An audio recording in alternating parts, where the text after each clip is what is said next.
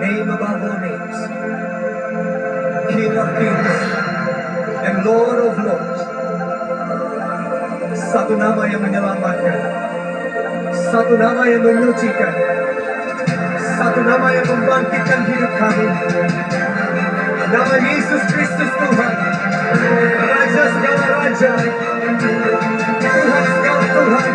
Engkau layak disembah.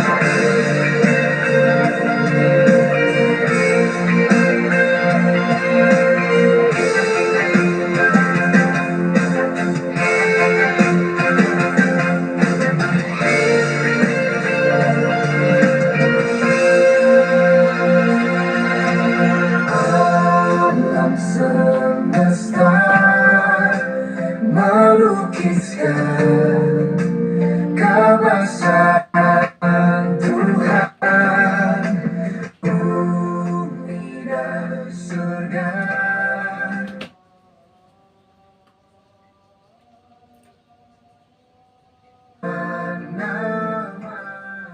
Berjumpa kembali dengan saya Sam, teolog Pertesan Karismatik di BPM Channel ini. Kiranya kasih karunia dan damai sejahtera dari Allah Bapa dan Tuhan kita Yesus Kristus dan persekutuan Roh Kudus menyertai kita sekalian. Pada kesempatan ini saya akan melanjutkan sesi pengajaran teologi sistematik ringkas. Hari ini di sesi yang ke-9 dengan topik penafsiran Alkitab bagi teologi. Jadi topik kita pada saat hari ini di sesi 9 ini adalah penafsiran Alkitab bagi teologi. Pertama-tama, setiap orang Kristen harus mempelajari Alkitab.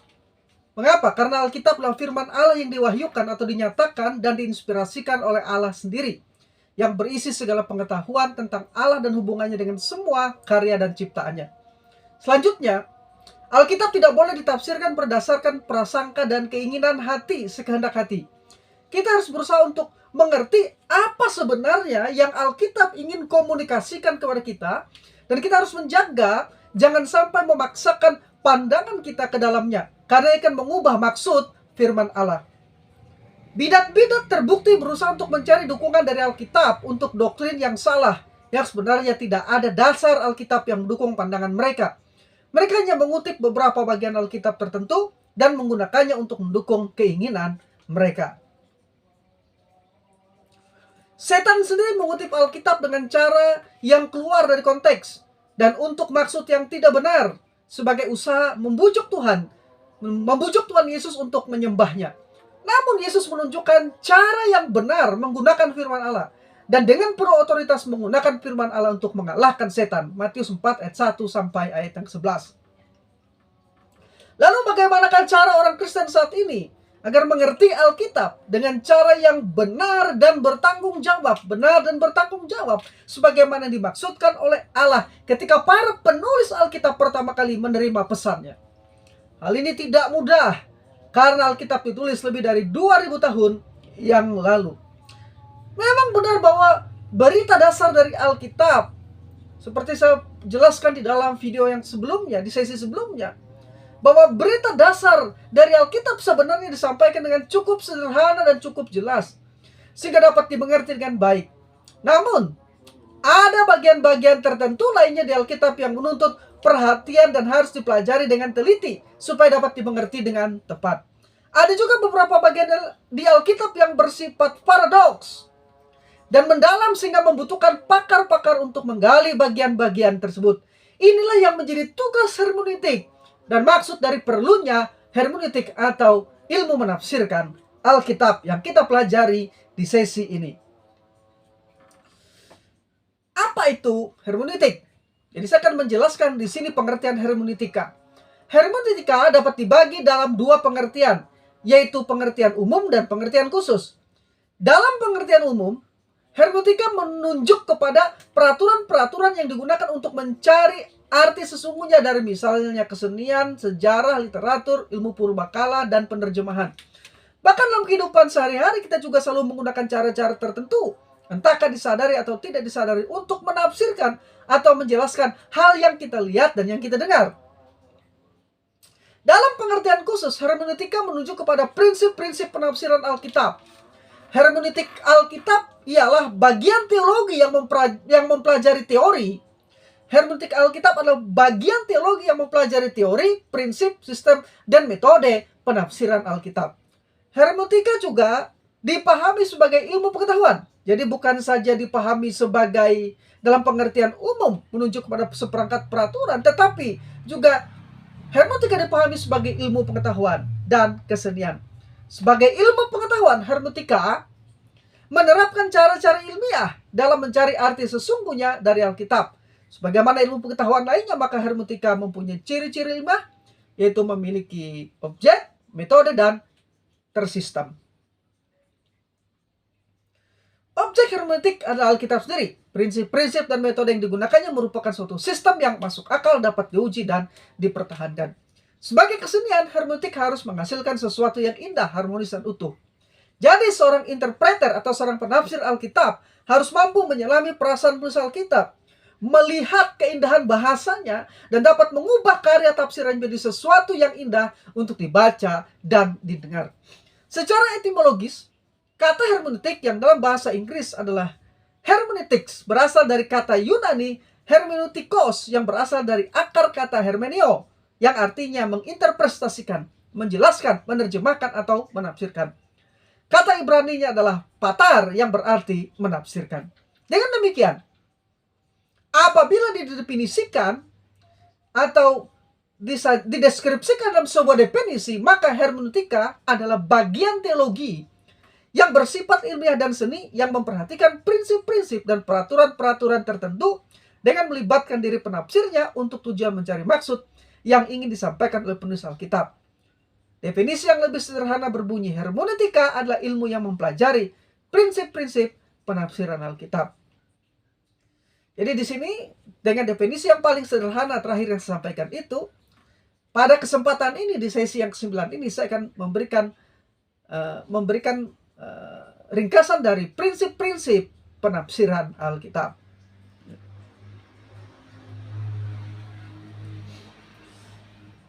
Tujuan hermeneutik.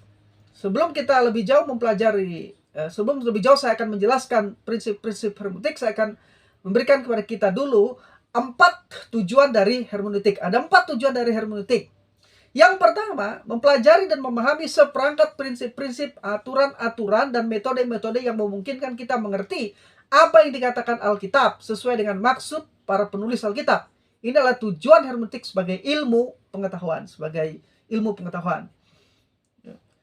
Yang kedua, setelah memahami Alkitab dengan benar sesuai dengan maksud penulisnya, maka perlu bagi kita untuk menempatkannya pada konteks di mana kita sekarang berada, sehingga kita mengerti apa pesan Alkitab bagi kita sekarang dan menerapkannya dalam konteks kita sekarang. Ini adalah tujuan hermeneutik dan untuk aplikasi. Jadi inilah tujuan hermeneutik untuk aplikasi. Yang ketiga, setelah mengerti Alkitab dengan benar dan mengaplikasikan kebenaran dalam kehidupan kita sehari-hari, maka iman kita akan bertumbuh secara progresif menuju kedewasaan. Inilah tujuan pertumbuhan rohani. Dan yang keempat,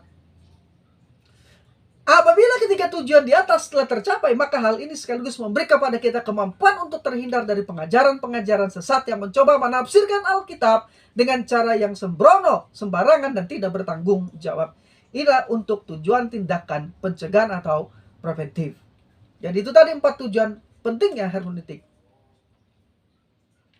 Nah, sekarang saya akan masuk kepada hal yang lebih khusus, yaitu prinsip-prinsip hermeneutik. Ya. Kata-kata dalam Alkitab harus diterima dalam arti harafiahnya atau literal, kecuali hal yang diselidiki menunjukkan arti lain. Arti yang jelas dan wajar dari kata-kata tersebut harus diterima ketika kita mempelajari sebuah dokumen. Saya sendiri berpegang pada sistem hermeneutik harafiah atau sistem hermeneutik literal, karena saya yakin bahwa inilah satu-satunya sistem yang benar dalam menafsirkan Alkitab.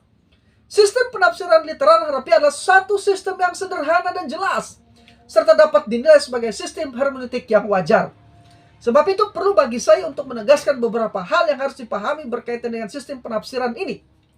Pertama, sistem penafsiran literal atau harafiah tidak berarti tidak mengakui adanya arti figuratif dari ayat-ayat tertentu dalam Alkitab. Kedua, Sistem penafsiran literal atau harafiah tidak berarti tidak mengakui adanya arti rohani dari ayat-ayat tertentu di dalam Alkitab. Yang ketiga, sistem penafsiran harafiah atau sistem penafsiran literal tidak berarti mengabaikan tujuan aplikasi pribadi dalam penafsiran.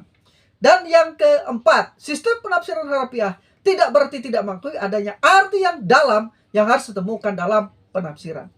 Dengan kata lain, sistem penafsiran literal atau sistem penafsiran harafiah yang dimaksud bukanlah sistem harafiah yang kaku seperti yang dianut oleh kaum liberalisme.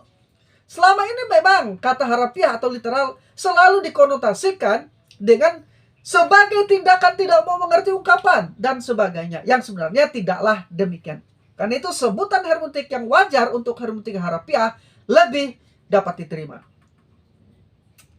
Nah, metode penafsiran literal atau metode penafsiran harafiah ini juga dikenali dengan berbagai istilah seperti gramatikal histori, sintaksis teologis, gramatikal histori kontekstual, historis kultural, dan leksikal sintaksis. Meskipun begitu, istilah gramatikal historis kelihatannya lebih luas digunakan dalam kalangan Injili ketimbang beberapa istilah alternatif lainnya tersebut di atas. Karena memang metode penafsiran ini merupakan metode penafsiran yang normal dan wajar. Artinya ketika arti harafiah merupakan hal yang masuk akal, maka jangan mencari arti lain karena hal itu dapat menyesatkan. Namun sekali lagi perlu ditegaskan bahwa metode penafsiran literal atau metode penafsiran harafiah ini atau gramatikal historis ini tetaplah mengakui bahwa kata-kata atau frase Alkitabiah dapat digunakan secara denotatif, umum dan lazim, ataupun konotatif, kiasan atau figuratif. Sama halnya dalam bahasa kita sehari-hari. Sebagai contoh, di sebuah lapangan sepak bola, jika seseorang berkata, "Elang pasti mengalahkan para singa," maka kita mengerti menurut konteksnya bahwa orang itu secara konotatif sedang berbicara tentang dua tim sepak bola yang sedang bertanding. Dan bukannya dalam pengertian secara denotatif bahwa burung-burung elang sedang menyerang singa-singa di lapangan sepak bola. Ringkasnya, metode penafsiran literal atau gramatikal historis ini menjadikan unsur-unsur gramatikal, kontekstual, historis, dan budaya sebagai unsur-unsur penting dalam menafsirkan Alkitab. Jadi itu tadi prinsip utama ya, dalam penafsiran Alkitab, yaitu prinsip literal atau prinsip harafiah atau prinsip gramatikal historik. Yang lebih luas, prinsip ini dikenali oleh kaum Injili dengan sebutan prinsip gramatikal historikal. Nah, selain prinsip utama di atas, yaitu prinsip gramatikal historik, berikut ini ada beberapa prinsip dasar yang ingin saya bagikan bagaimana seorang penafsir menafsirkan Alkitab yang sehat dan bertanggung jawab. Nah, prinsip-prinsip ini saya adaptasi dari berbagai literatur hermeneutik yang ditulis oleh para pakar teologi, biblika, dan pakar hermeneutik. Saya punya beberapa buku di sini, sekitar 30 buku referensi yang ditulis oleh para pakarnya. Dan ada beberapa e-book lagi di laptop saya. Ya. Nah, prinsip-prinsip dasar ini juga disebut sebagai prinsip-prinsip di dalam hermeneutika. Ya, jadi selain prinsip gramatikal historik tadi, saya akan membagi prinsip-prinsip lainnya ya, yang mendukung penafsiran gramatikal historikal. Ada 8 ya. Yang pertama, menafsir dengan menggunakan prinsip sola et tota scriptura. Jadi prinsip menafsir Alkitab yang pertama adalah menafsir dengan menggunakan prinsip sola et tota scriptura. Kepengarangan ganda dari Alkitab membuatnya perlu tidak saja untuk mengetahui maksud penulis yang insani, tetapi juga maksud Allah. Maksud Allah mungkin tidak sepenuhnya dinyatakan dalam tulisan asli penulis insani, tetapi dinyatakan ketika ayat yang satu dibandingkan dengan ayat yang lain. Kita harus terbuka untuk mendapatkan arti sepenuhnya yang memberi jalan kepada arti yang lebih penuh dalam pikiran pengarang ilahi dari Alkitab. Bila mana kita membandingkan ayat dengan ayat, bagian dengan bagian, ayat yang satu dengan ayat yang lain, bagian yang satu dengan bagian yang lain, kita dapat menemukan maksud yang lebih penuh dari pengarang ilahi.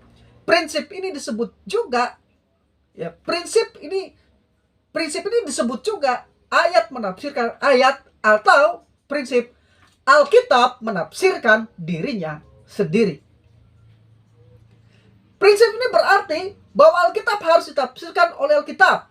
hal yang tidak jelas dalam salah satu bagian dari Alkitab dapat dijelaskan oleh bagian lainnya. Penafsiran firman Tuhan dengan firman Tuhan berarti kita tidak boleh mengambil satu bagian, mencomot satu bagian Alkitab untuk mempertentangkannya atau membuatnya kontradiktif. Jadi kita tidak boleh mengambil ayat tertentu, bagian tertentu, lalu mempertentangkannya dengan bagian lainnya di Alkitab.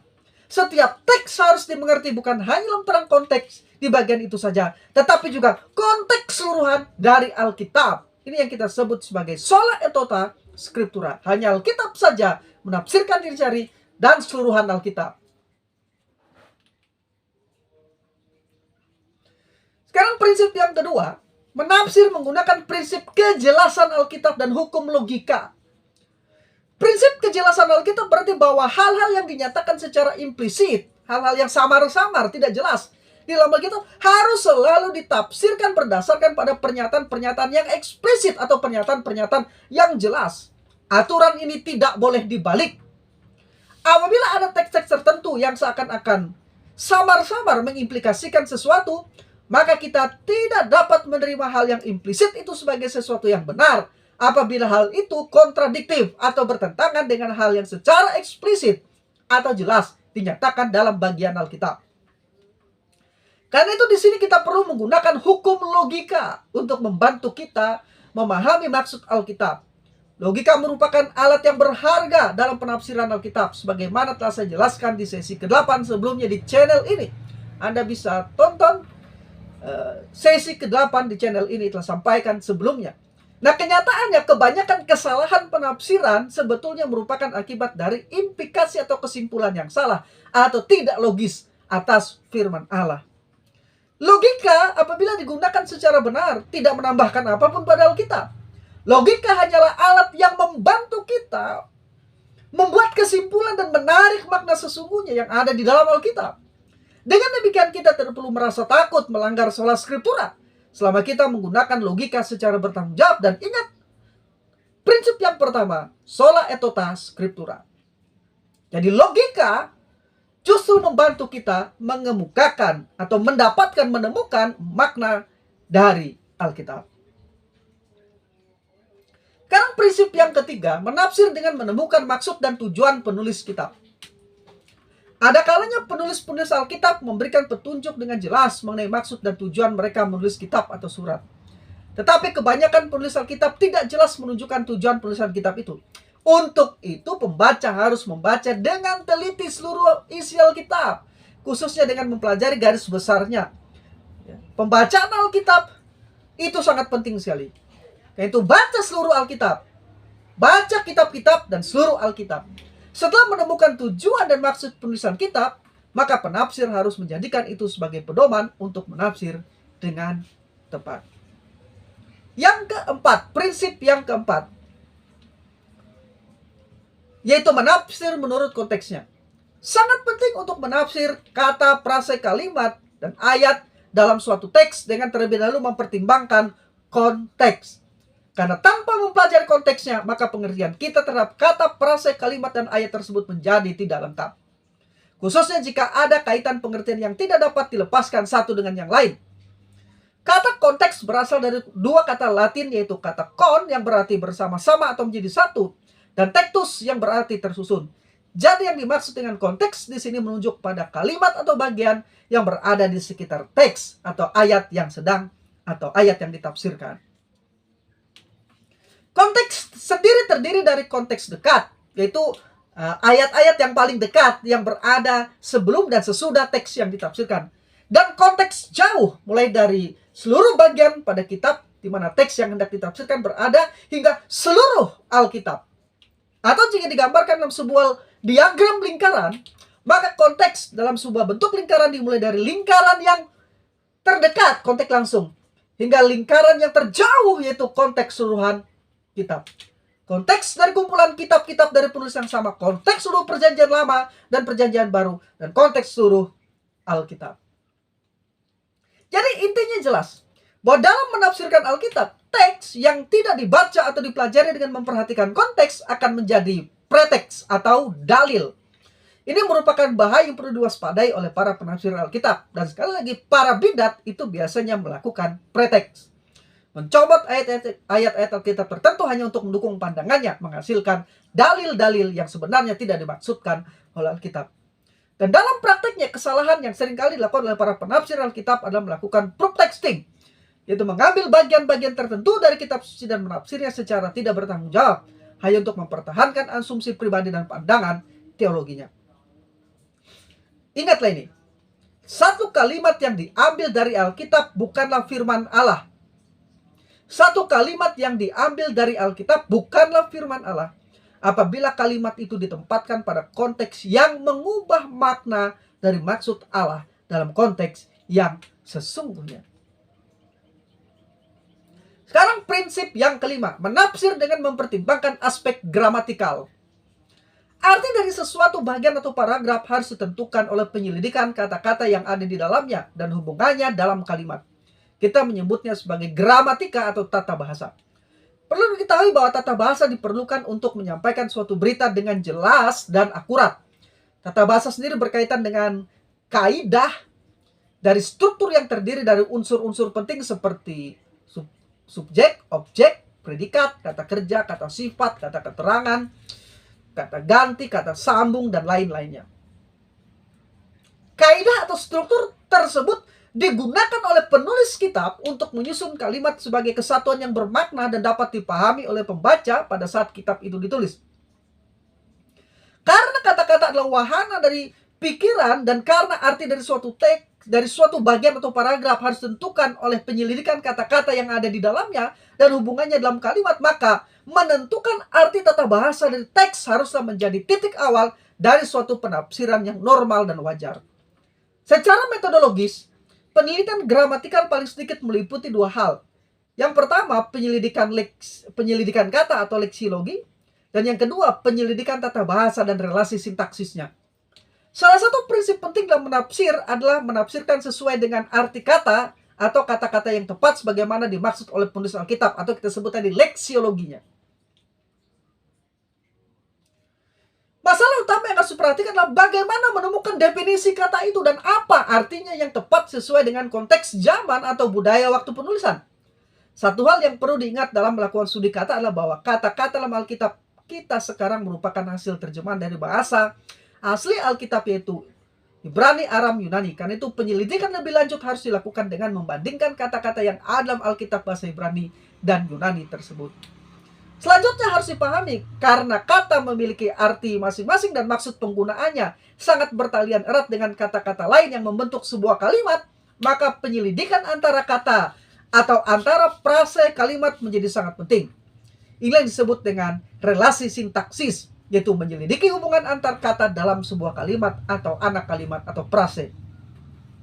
Setiap kata dalam kalimat tidak terisolasi atau tidak berdiri sendiri. Kata yang disusun bersama-sama memberi kombinasi arti yang membangun alur pikiran. Arti dari kata itu sering ditentukan dari hubungannya dengan kata-kata yang lain dalam kalimat. Dengan demikian, maksud utama menafsir menurut kaidah gramatikal adalah agar penafsir tidak melenceng, tidak lepas dari maksud keseluruhan teks, dan sinkron dengan keseluruhan konteks. Sekarang yang keenam, menafsir Alkitab dengan mempelajari latar belakang penulisan kitab dalam Alkitab. Karena Alkitab telah ditulis oleh penulis Alkitab di era sejarah yang berbeda dengan kita saat ini, maka Alkitab hanya bisa dimengerti sepenuhnya dalam terang sejarah terkait. Jadi kita perlu tahu juga latar belakang geografis, historis, kultural, dan politis dari proses pengalihan yang ditulis Alkitab. Sebelum kita bisa mengerti cara memberlakukan berita Alkitab pada zaman sekarang, kita harus terlebih dahulu memastikan bagaimana hal itu diaplikasikan pada waktu pertama kalinya ditulis. Kalau kita mencoba menafsirkan dan memberlakukan dalam hidup kita, kita akan segera masuk dalam berbagai kesulitan. Seringkali suatu pernyataan, kata, kebiasaan, atau peristiwa dalam kebudayaan atau waktu tertentu akan bisa dimengerti dalam perspektif yang berlainan dengan pengertian yang kita berikan saat ini dalam kebudayaan kita. Sebagai contoh misalnya, ketika Yesus mengutus murid-muridnya, kita mungkin akan bertanya-tanya. Yesus mengutus ke-70 muridnya. Kita mungkin akan bertanya-tanya mengapa Yesus mengatakan kepada murid-muridnya agar tidak menyalami atau tidak memberi salam siapapun di tengah perjalanan mereka. Jika kita tidak mempelajari latar belakang budaya saat itu, bisa jadi ada orang yang berpikir bahwa Yesus sedang mengajarkan sikap antisosial. Tentu saja ini keliru. Sebenarnya ketika perintah itu diberikan, Yesus hendak mengajarkan kepada murid-muridnya agar mereka tidak membuang-buang waktu dalam perjalanan mereka melaksanakan misinya. Memberi salam akan memakan waktu yang cukup lama. Karena orang-orang yang saling memberi salam pada saat itu harus membungkuk beberapa kali, mengulang-ulang salam mereka dan kemudian berbasa-basi membicarakan masalah sehari-hari. Jelaslah ini akan memakan waktu yang lama. Jadi bahwa ketidaktahuan tentang kebiasaan-kebiasaan seperti ini akan menyebabkan kesalahpahaman dalam memaknai bagian tertentu dalam Alkitab. Contoh lainnya, kita tahu bahwa Yunus diperintahkan oleh Allah untuk pergi ke Niniwe dengan membawa satu pesan penghukuman atas bangsa itu jika mereka tidak bertobat. Alih-alih pergi ke Niniwe, Yunus malah pergi ke Tarsis yang berbeda arah dengan Niniwe.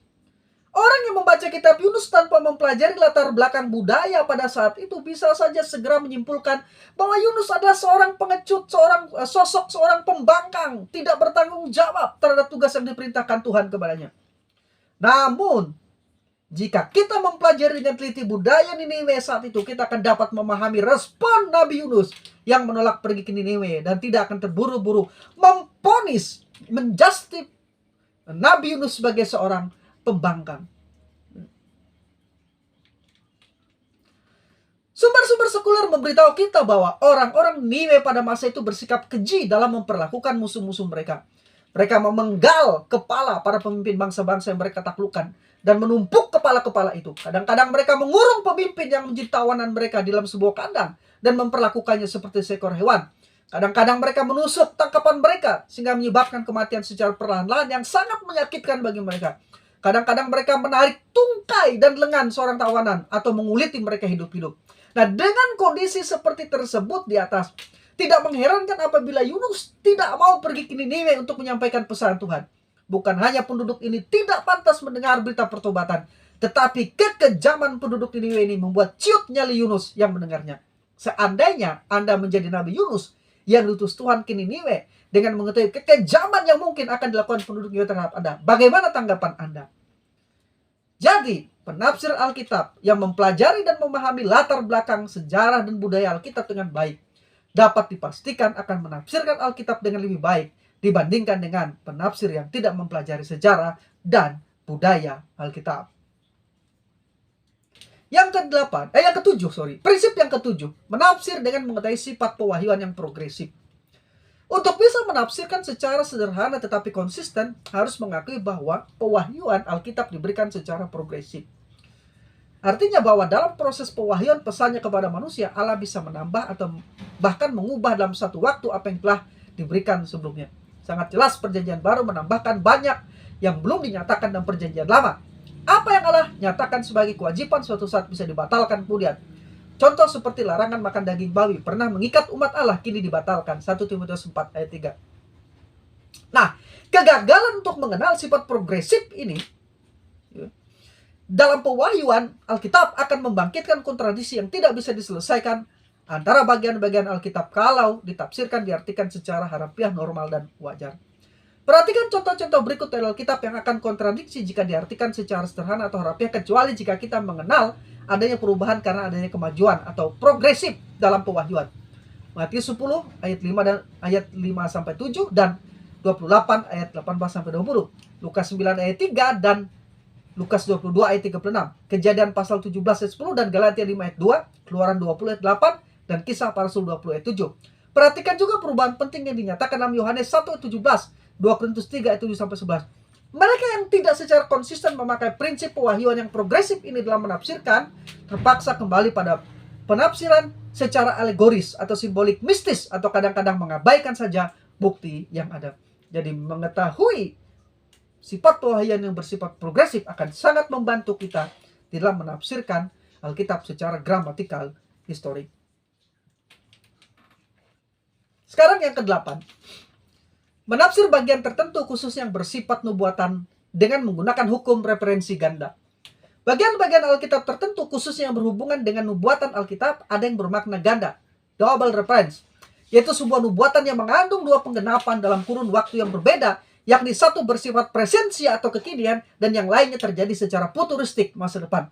Misalnya nubuat Yesaya 9 ayat 5-6 secara teologis bersifat double reference atau referensi ganda, di mana makna presensia secara literal historis digenapi oleh Raja Hizkia pada zamannya, sedangkan makna futuristiknya secara literal figuratif digenapi oleh Kristus sebagai Mesias keturunan Daud yang lahir 700 tahun kemudian, sesuai dengan studi intertekstual di Lukas pasal 1 ayat 31 sampai ayat yang 33. Jadi nubuat yang bersifat ganda tersebut digenapi secara historis literal dan digenapi secara historis figuratif, yang kita kenali dengan hukum referensi ganda. Nah, penggenapan nubuat yang bersifat ganda demikian disebut juga sensus plenior. Sensus plenior adalah istilah yang dipopulerkan oleh Profesor Raymond E. Brown. Frase Latin sensus plenior berarti pengertian yang lebih lengkap atau arti yang lebih lengkap. Sebagai contoh, kutipan Yesaya 7 ayat 14 dalam Matius 1 ayat 23 adalah sensus plenior. Jadi Yesaya pasal 7 ayat 14 itu adalah bersifat double reference. Profesor Raymond E. Brown mendefinisikan sensus plenior sebagai makna tambahan yang lebih dalam yang dimaksudkan oleh Tuhan tetapi tidak secara jelas dimaksudkan oleh penulis manusia, yang terlihat ada dalam kata-kata di teks Alkitabiah atau sekelompok teks atau bahkan seluruh kitab ketika dipelajari dalam terang wahyu atau pengembangan lebih lanjut dalam pengertian wahyu. Menurut Profesor Douglas Watt dan Profesor Gordon D. V, sensus plenior adalah fungsi inspirasi atau pengilhaman dan bukan fungsi iluminasi atau bukan fungsi penerangan.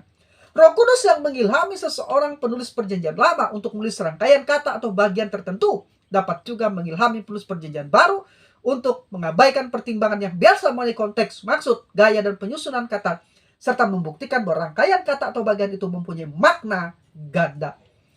Jadi sensus plenior tidak boleh diterapkan pada semua teks Alkitab, tetapi hanya pada teks-teks yang dinyatakan secara jelas sebagai sensus plenior dalam perjanjian baru. Dengan demikian, sensus plenior dari perjanjian lama tidak boleh ditetapkan berdasarkan otoritas iluminasi penerangan pribadi, tetapi berdasarkan otoritas pengilhaman, yaitu otoritas perjanjian baru. Akhirnya, Alkitab yang berisi pengetahuan tentang Allah dan karyanya diberikan oleh Allah kepada manusia supaya manusia mengerti dan mengenal Allah serta melakukan kehendaknya yang kekal. Karena itu tujuan utama penafsiran Alkitab adalah bagaimana isi dan berita Alkitab itu dipahami dengan benar oleh kita sebagai pembacanya. Namun, salah satu alasan utama mengapa Alkitab sulit dipahami adalah karena Alkitab merupakan sebuah kitab yang sangat kuno. Kelima kitab pertama di Perjanjian Lama ditulis oleh Musa sekitar tahun 1400 sebelum Masehi, dan kitab terakhir di Perjanjian Baru ditulis oleh Rasul Yohanes sekitar tahun 90 Masehi. Jadi beberapa kitab itu ditulis sekitar 3400 tahun yang lalu, dan kitab terakhir yang ditulis sekitar 1900 tahun yang lalu. Di dalam hermeneutika, kita harus mencoba menjembatani beberapa kesenjangan disebabkan oleh kunonya kitab yang kita pegang. Itu kesenjangan waktu kronologis, kesenjangan ruang geografis, kesenjangan budaya kultural, kesenjangan bahasa linguistik, kesenjangan penulisan sastra, dan kesenjangan religius spiritual. Disinilah pentingnya mempelajari hermeneutika atau ilmu penafsiran Alkitab dalam upaya untuk menjembatani kesenjangan antar zaman Alkitab ditulis dengan zaman kita saat ini, dan membantu kita ketika mempelajari prinsip-prinsip untuk membantu kita menemukan makna sesungguhnya apa yang hendak Allah komunikasikan melalui Alkitab kepada kita pada saat ini. Jadi bukan hanya kita menemukan makna sesungguhnya Alkitab, apa yang sedang dikomunikasikan Allah kepada para penulis Alkitab di masa lalu, tapi bagaimana kita menemukan aplikasi Alkitab itu bagi kita melalui proses menafsir Alkitab dengan cara yang sehat dan bertanggung jawab. Ini yang bisa saya bagikan. Saya Sam, teolog Protestan karismatik.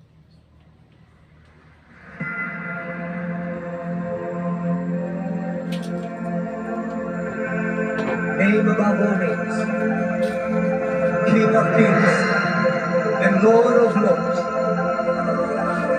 Satu nama yang menyelamatkan, satu nama yang menyucikan, satu nama yang membangkitkan hidup kami. Nama Yesus Kristus, Raja segala raja, Tuhan segala Tuhan. Kau layak